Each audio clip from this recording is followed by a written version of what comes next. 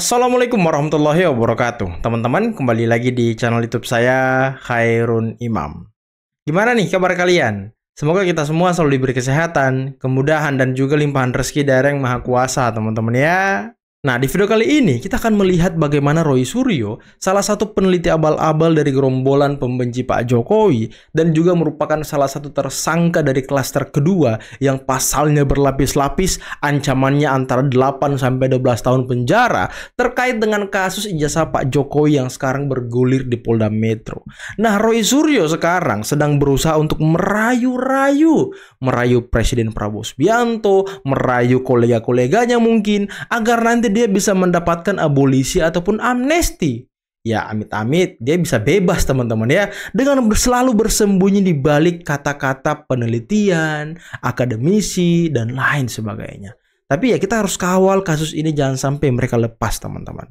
Nah, selain itu, saya juga punya video di mana salah satu gembong dari Roy Suryo CS, yakni Dr. Muhammad Taufik yang juga merupakan kuasa hukum yang melaporkan Pak Jokowi di Solo, Surakarta, dia ini sedang menghina Presiden Prabowo Subianto dengan mengatakan bahwa katanya dia ini Pak Prabowo adalah tukang cuci piringnya Jokowi. Waduh, ini sudah kurang ajar ini. Seorang presiden dikatain seperti itu loh. Wah, tolong ini sepertinya perlu dilaporkan juga manusia satu ini. Nah, terakhir kita akan melihat bagaimana kuasa hukum mereka, kuasa hukum Roy Suryo CS, yakni Kozinudin, sepertinya sudah beralih profesi, teman-teman. Sekarang Kozinudin sedang fokus berdakwah di masjid, menyebarkan kebencian, menyebarkan informasi-informasi keliru mengenai ketersangkaan Roy Suryo CS, dan mungkin sedang menggalang kekuatan karena minggu depan mereka itu mau aksi demonstrasi di Polda Metro, teman-teman. Wah, ini semakin panas saja ini. Oke, sebelum kita mulai videonya, jangan lupa like, subscribe, dan share. Dan tanpa perlu berlama-lama lagi, mari kita mulai videonya berikut ini. Apa ini? Undangan dukungan untuk pembela kebenaran. Ayo kita semua oposisi merdeka dan rakyat Indonesia pencari kebenaran. Kita kawal dan beri dukungan. Waduh, Kamis 13 November 2025, jam 9 pagi sampai selesai. Tempat Polda Metro Jaya. Ini undangan aksi demonstrasi atau apa ini? Tanggal 13. Oh, tanggal 13 ini bertepatan dengan undangan atau surat panggilan terhadap tersangka klaster kedua, yakni teroris Tiva Roy Rismond, dan akan dimintai keterangan sebagai tersangka, teman-teman. Nah, mungkin mereka kawal agar teroris ini tidak langsung ditahan, karena biasanya orang kalau dimintai keterangan sebagai tersangka bisa langsung ditahan, teman-teman. Waduh, luar biasa ini. Roy Suryo berharap abolisi atau amnesti dari Prabowo. Minta abolisi. Pra peradilan. Ada juga misalnya nanti tiba-tiba dilakukan, ya siapa tahu. Seperti kemarin kan ada abolisi, ada amnesti. Kalau amnesti kan harus dihukum dulu. Itu, atau ada abolisi, atau ada deponering. Yang paling menurut Anda paling berpotensi untuk kasus Anda? Tunggu tanggal mainnya. Tunggu tanggal mainnya. Itu harus dibilang. Berarti Anda masuk ke dalam bersama dengan Dr. Tiva. Ya, klaster peneliti. Klaster peneliti yang dikriminalisasi. Anda merasa oh iyalah. Termasuk juga apakah nanti Anda dan bersama kawan-kawan yang lain juga akan mengajukan gugatan pra peradilan? Dari itu nanti dulu. Ya, mungkin kita bicarakan dalam on point edisi berikutnya. Biar part selanjutnya begitu. Iyalah, masa semuanya dibocorin? Senyum dong nanti Mas Pange. Oke. Termasuk juga Anda sudah siap untuk pembuktian nanti sampai kalau memang sampai ke persidangan? Sangat siap sejak awal. Sangat sejak siap. Hadir di sini, sejak saya diundang pertama kali di Polda Metro Jaya. Waktu itu statusnya adalah sudah menjadi naik ke penyidikan. Kan malah kita ketemu pagi-pagi. Itu kan menunjukkan kalau dimanapun saya siap. Ya, siangnya jam 9, Mas Pange, aku dipanggil Polda Metro Jaya. 8 pagi aku masih diminta live di Kompas. Jadi kan ya, itu menunjukkan kalau kita ya, kalau memang AA ya kita katakan A.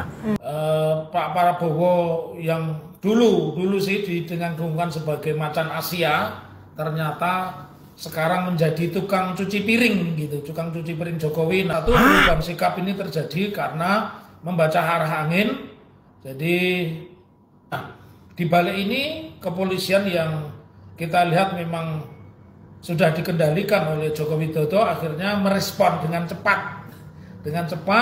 Padahal kemarin itu masih mengatakan dengan kata-kata akan menetapkan tersangka, tetapi tidak secepat itu. Nah, menurut saya kaget kau ini kan? satu momentum yang dipakai ya untuk Roy Suryo, Rismon, Tifa.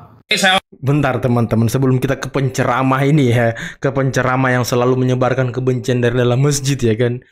Ini sepertinya Taufik ini, Muhammad Taufik, perlu ditersangkakan juga teman-teman. Karena luar biasa loh, dia mengatakan bahwa Pak Prabowo itu katanya tukang cuci piring Jokowi. Dan dia mengatakan polisi itu masih di bawah kendali Jokowi. Hei, Pak Prabowo baru saja melantik tim reformasi Polri.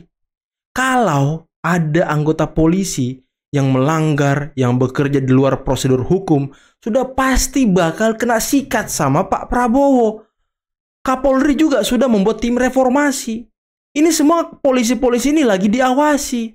Makanya Polda Metro sangat hati-hati dalam menaikkan status tersangka para gerombolan pembenci Jokowi ini.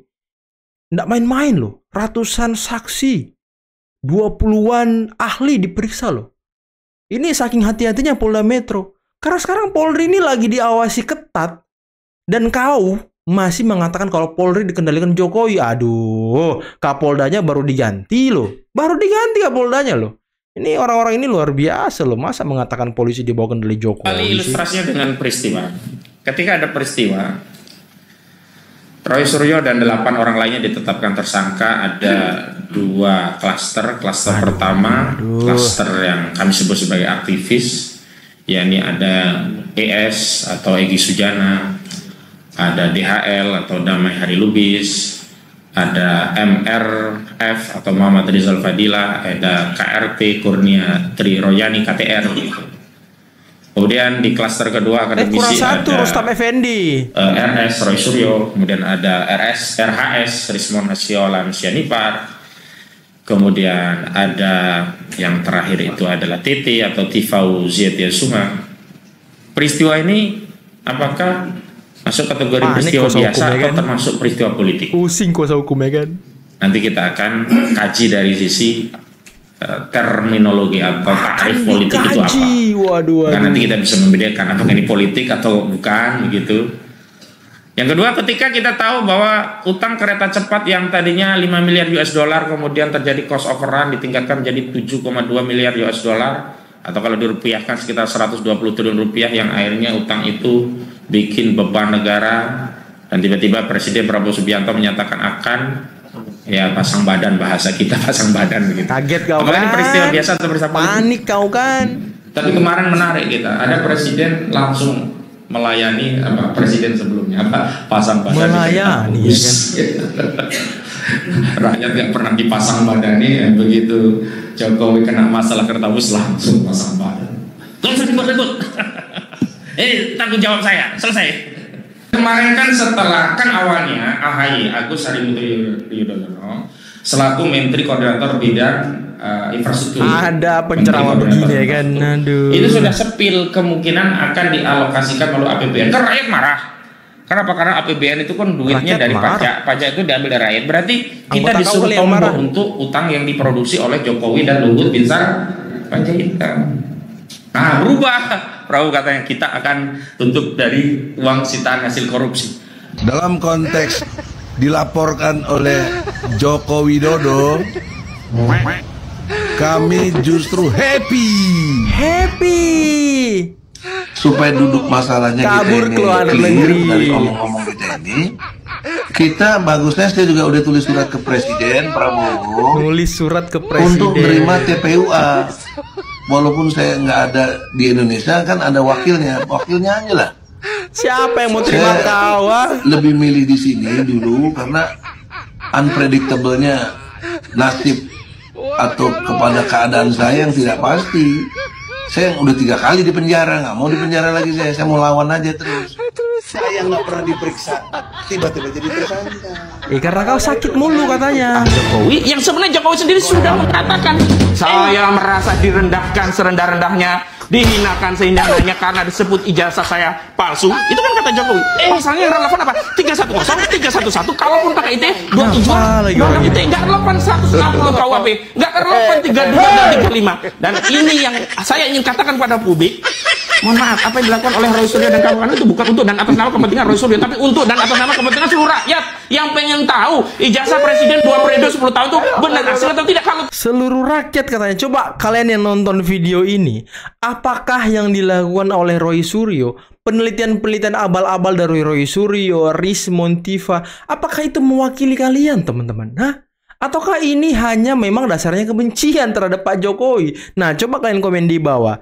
Nah, ini si kuasa hukum dia nih empel-empel nih. Coba kalian lihat mukanya tuh. Agak-agak aneh emang. Udah panik dia. Kliennya tersangka semua kan. Nanti di penjara. Wah, nambah lagi tuh jejak rekam buruk sebagai advokat ya kan. tidak, kan ini harus dibersihkan. Roy Suryo, Rismon, lu orang itu cuma dibohong-bohongin doang jadi tumbal. Wow. Tumbal sahabat mereka ingin ngancurin negara, tapi lu nggak sadar pada. Termasuk dokter Tifa, sayang banget lo jadi tersangka. Pasal 28 lo, ayat 2 atau ayat 1 kalau nggak salah itu. Ya, ancaman hukuman 6 tahun. Ditambah lagi Undang-Undang ITE nomor 1 tahun 2024. Pasalnya pasal 28, pasal 30, junto pasal 48. Berapa tahun? 10 tahun. Lu bisa belasan tahun di dalam penjara, bos, Belasan semua. tahun. Itu loh, minimal 5-6 tahun. Kan sayang banget kalau 5-6 tahun dalam penjara. Gara-gara ngikutin ulah-ulah dokter-dokter bodoh itu, pengacara-pengacara blow on itu, lu orang tuh. Ya, lu cuma digaung-gaungin doang. Ayo terus Rismon, terus beranilah sama saya. Ditambah lagi sama wartawan bodrek di sekitar lu orang tuh. Yang selalu ngupload berita-berita yang gak jelas. Bodrek, ya kan? Gak terdaftar di Dewan Pers. Lu orang ini ya jadi tumbal politik. Kasihan gak dapat apa-apa. Gue tahu Roy Suryo, supir sama pembantu lu aja kelaparan.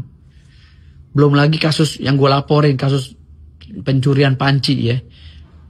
Ini pencurian penggelapan panci ini juga bahaya loh kasusnya. Ancaman hukumannya gak main-main.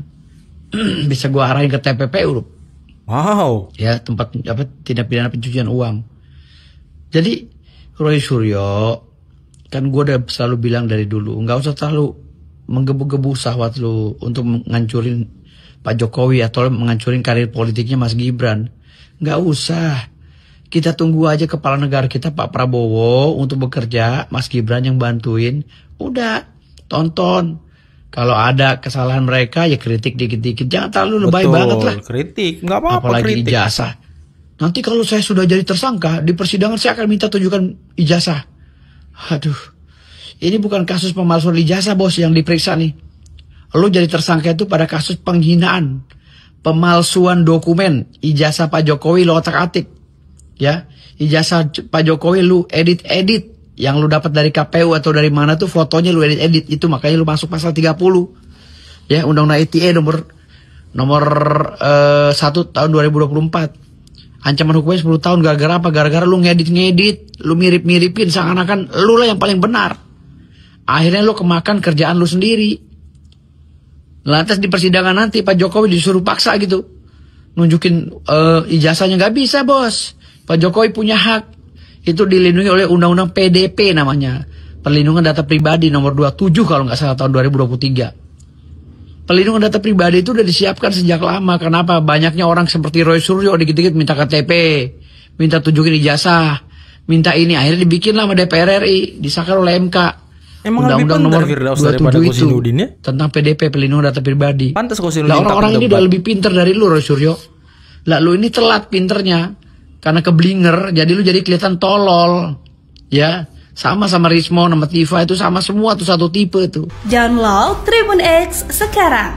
Menghadirkan lokal menjadi Indonesia. Tapi ya luar biasa sih, ini perlu di-share. Mas Roy, verifikasi yang dilakukan oleh UGM dinilai sah dan juga Kapolda ini menyatakan ada proses gelar perkara dan penyidikan melibatkan 130 saksi dan 22 ahli. Apakah dari Anda Mas Roy akan mengajukan saksi atau ahli independen juga? Iya pasti, karena UGM itu kan sebuah institusi dan UGM itu juga tidak mesti semuanya atau 100% itu juga jujur. Banyak oknum di sana, banyak oknum di sana, banyak oknum di sana. Dan itu semua juga kita tahu lah, di balik mereka-mereka itu semua ada apa. Ya, jadi biarkan nanti masyarakat juga bisa menilai ya orang-orang yang telah berani melacurkan profesinya untuk hal-hal yang sebenarnya tidak benar. Waduh. Itulah tadi teman-teman beberapa video yang bisa kita simak, yang bisa kita saksikan pada kesempatan kali ini. Dan lagi-lagi Roy Suryo mengatakan tidak semua UGM itu bisa dipercaya dan lain sebagainya. Waduh. Ini loh, memang benar kata Prof Kuncoro. Orang-orang ini mencoreng, merusak, menghancurkan nama baik UGM. Setelah mereka jadi tersangka, omongannya itu makin liar loh. Makin liar omongannya. Kapolri, polisi masih di bawah kendali Jokowi, UGM masih di bawah kendali Jokowi mungkin. Orang-orang UGM, sivitas akademikanya banyak yang nggak jujur katanya, ada beberapa yang nggak jujur. Ini kan konyol orang ini. Aduh, sekarang mereka serang lembaga-lembaga negara yang tidak menguntungkan mereka, teman-teman. Dan dikatakan bahwa, bahkan sampai tadi siapa namanya? Muhammad Taufik mengatakan bahwa Pak Prabowo ini presiden ini tukang cuci piringnya Jokowi. Waduh. Hanya karena mereka tersangka atas perbuatan konyol mereka sendiri, mereka lantas ngata-ngatain presiden. Ini kan luar biasa, teman-teman. Ini orang-orang ini kayaknya perlu jadi tersangka semua deh. Si Janes, Michael, si Rizwan udah dilaporkan juga tuh sama Andi Aswan di Polres Jakarta Selatan kalau nggak salah, teman-teman.